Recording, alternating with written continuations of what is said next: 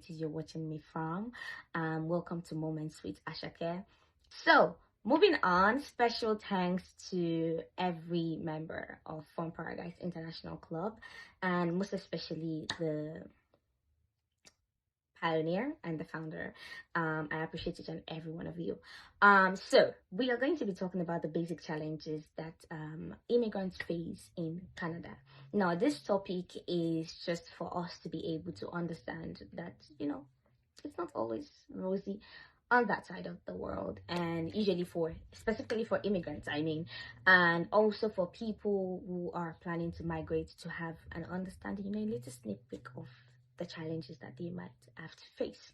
So let's get right into it. Today we're going to be talking about 5 topics, and all it's basically just going to be just a little sneak peek of what it is about. So the first thing that happens to be the challenges that a lot of immigrants face here in Canada is the difficulty of finding a job.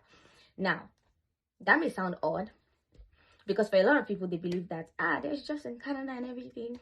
Well, yes, there are jobs in Canada, but it may be hard for you to find the kind of job that you want. That's the problem. There are jobs, but not the kind of job that you would want.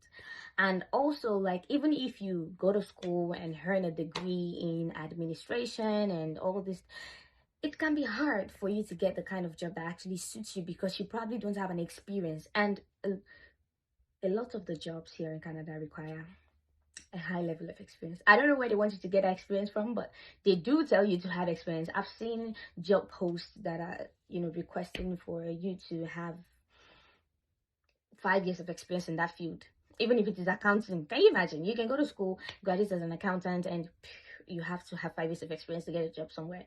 So that's one of the things that you may have to face. Now, that is one.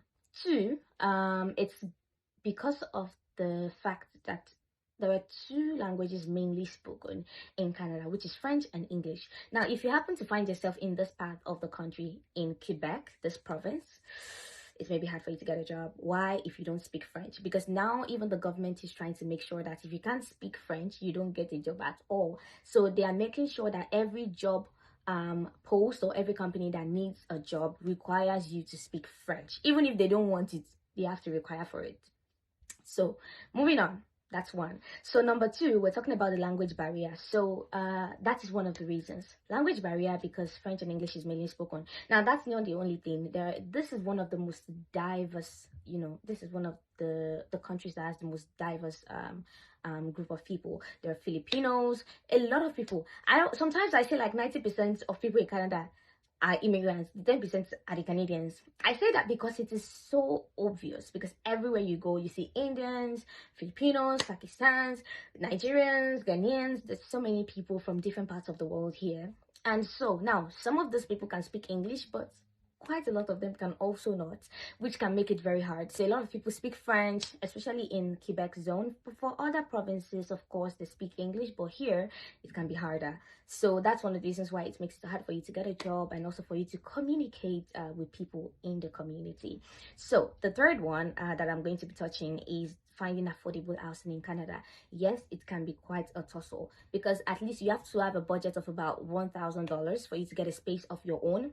I'm not saying that's what you need, but I'm saying you should have that budget in mind, because a lot of the housing here that are cheap are only for shared apartments. So it can be difficult to get an apartment for a very low amount of money, and also depending on the area you want to live. You want to live downtown. Downtown is where it's happening with all the penthouses and everything.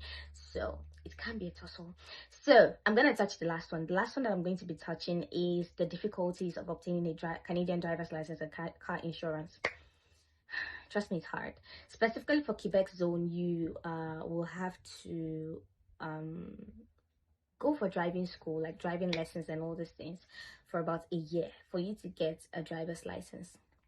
Now, getting it in a year is not exactly like, oh, so I have to go to class every day for a year. Of course, there are holidays in between. That's what makes it even harder. Like, what's the point of the holiday? Why can't I just do the driving school and just get out?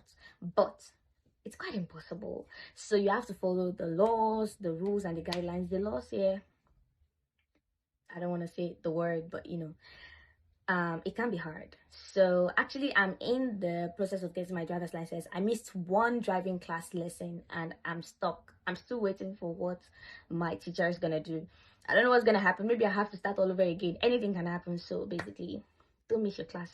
Don't miss a class, especially in this province.